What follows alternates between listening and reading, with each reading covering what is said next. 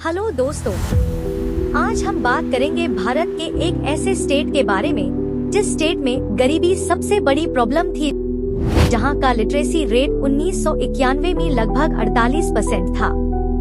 आप समझ पा रहे होंगे जहां पर 50% लोग गरीबी से मर रहे थे। जी हाँ, हम बात कर रहे हैं ओडिशा राज्य की।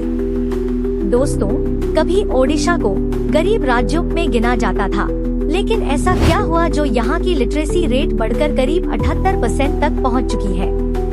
गांव-गांव में स्कूल, बच्चों के लिए मिड डे मील स्कीम और लड़कियों की शिक्षा को बढ़ावा देने वाली योजनाओं ने यहाँ की तस्वीर बदल दी है। इस सब में एक इंसान का हाथ है।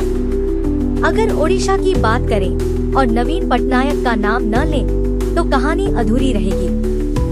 वो 2000 से लगातार मुख्यमंत्री हैं और भारत के सबसे लंबे समय तक सेवा देने वाले नेताओं में गिने जाते हैं।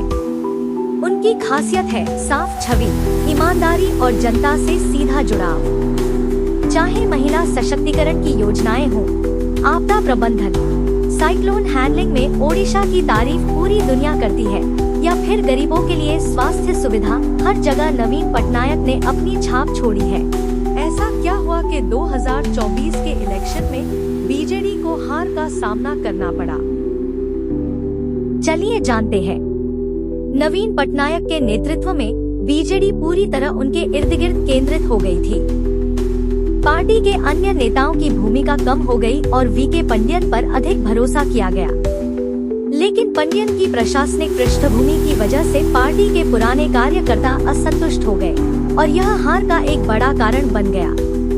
बीजेपी ने पंडियन के तमिल मूल को लेकर ओडिया अस्मिता का मुद्दा उठाया, जिससे मतदाताओं का ध्यान बीजेडी से बीजेपी की ओर गया। अनएम्प्लॉयमेंट, इंफ्रास्ट्रक्चर और बुनियादी ढांचे की समस्याओं पर ध्यान न देने के कारण जनता बीजेडी से निराश हो गई। बीजेपी ने इन मुद्दों को उठाया और विकास और रोजगार के वादों से मतदाताओं का समर्थन जीत लिया।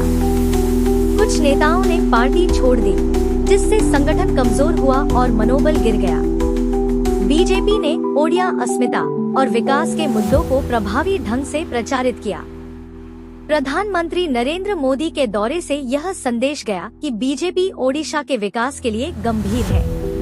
इन सब कारण से बीजेपी ओडिशा में चुनाव जीत गई। लेकिन अफसोस, बीजेपी बीजेडी के किए हुए काम का क्रेडिट ले रही है, जैसे कि बस का कलर चेंज और बीजू स्वास्थ्य कल्याण योजना को बदलकर आयुष्मान कार्ड, स्कूल कॉलेजेस का कलर चेंज। ओडिशा कभी सिर्फ खनिज और प्राकृतिक संसाधनों के लिए जाना जाता था, लेकिन आज यहाँ बड़े बड़े आईटी पार्क, हाईवे, इंडस्ट्रीज और स्मार्ट सिटी प्रोजेक्ट्स खड़े हो रहे हैं।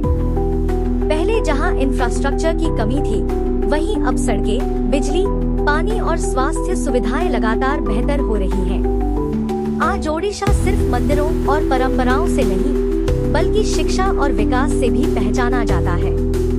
यह राज्य साबित करता है कि अगर मजबूत नेतृत्व हो और जनता का साथ मिले, तो कोई भी राज्य गरीबी से निकलकर तरक्की की राह पर दौड़ सकता है। तो दोस्तों, यह थी कहानी ओडिशा की, जहां इतिहास ने अहिंसा का संदेश दिया और आज का वर्तमान हमें विकास और शिक्षा की नई प्रेरणा देता है।